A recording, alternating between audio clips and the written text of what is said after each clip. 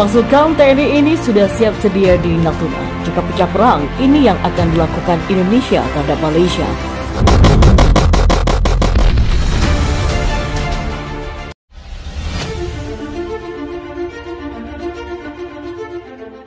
Beberapa waktu yang lalu sempat sedikit terjadi keributan di antara Malaysia dan Indonesia. Berawal dari video yang viral mengenai supporter Indonesia yang dilukai oleh orang yang diduga dari Malaysia. Menteri Pemuda dan Olahraga atau Menpora Zainuddin Amali berharap Menpora Malaysia Syed Saddiq Syed Abdul Rahman meminta maaf secara resmi kepada pihaknya. Dikutip dari Grid Hot ID dari Tribun Jatim, Menpora Zainuddin Amali menyatakan permintaan maaf secara resmi menunjukkan itikat baik dari pihak Malaysia atas beredarnya video dua supporter Indonesia yang dikeroyok oleh oknum diduga supporter Malaysia.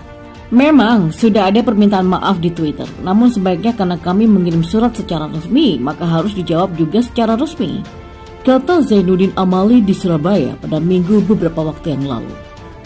Zainuddin Amali berharap Syed Saddiq Syed Abdul Rahman dapat mencontoh sikap pemerintah Indonesia yang sebelumnya dilakukan oleh Menpora Imam Nahrawi kalau ada kerusuhan di Stadion Gelora Bung Karno pada bulan September di tahun 2019 lalu. Kondisi yang memanas antara Indonesia dan Malaysia ini tak urung membuat banyak pihak geram, bahkan sempat melambungkan tagar Ganyang Malaysia di sosial media sebagai bentuk kekecewaan atas respon negeri jiran terhadap insiden pengeroyokan supporter. Namun jika seandainya benar aksi Ganyang Malaysia dilakukan, maka jangan remehkan kekuatan militer Indonesia. Pasalnya, Indonesia sudah mengambil langkah-langkah strategis dan bakal tegas untuk menindak setiap pelanggaran teritori. Salah satunya adalah mempersenjatai Pulau Natuna. Melalui Minimum Essential Force atau MIF alias kekuatan pokok minimum yang terbagi 3 tahap, TNI mulai mendorong maju arsenal perangnya ke perbatasan antar negara. Yang paling kentara ialah perkuatan Pulau Natuna yang dihuni oleh batalion komposit yang berisi satuan pemukul dari TNI AD, TNI AL, dan TNI Angkatan Udara. Anggaran pertahanan Indonesia semakin meningkat setiap periodenya berimbas pada belanja alutsista gila-gilaan oleh TNI yang bisa membuat beradang seluruh kawasan.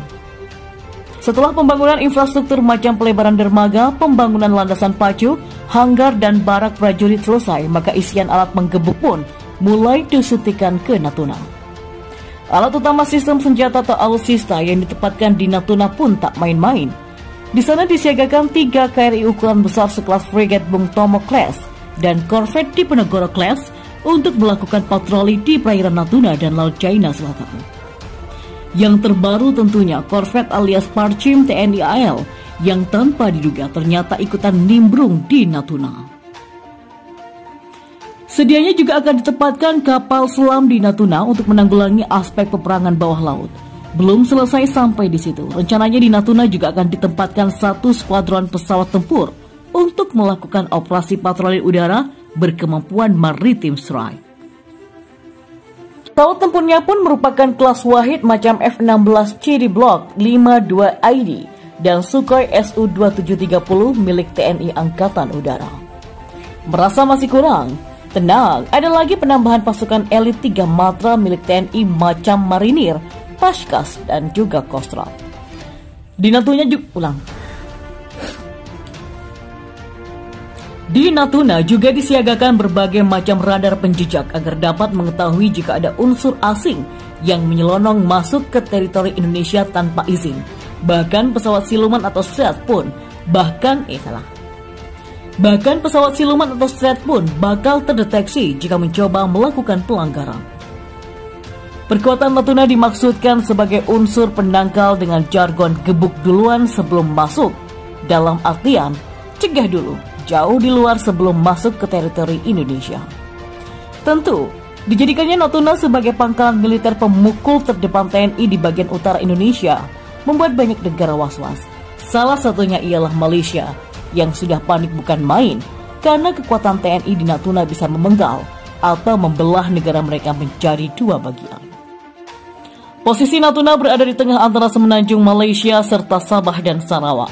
Maka mau tak mau, jika ada pesawat atau kapal laut baik akan dan ke semenanjung Sabah dan Sarawak, maka harus mendapatkan clearance dari pihak Indonesia.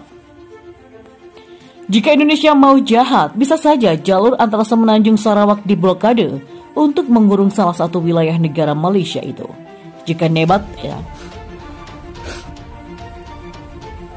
Jika nekat terobos tanpa izin, maka siap-siap saja terima akibatnya. Perkuatan di Natuna masih terus berlanjut dan di sana nantinya akan ditempatkan peralatan tempur kelas 1 nan canggih milik TNI untuk menghadapi segala bentuk ancaman yang mengganggu kedaulatan Indonesia.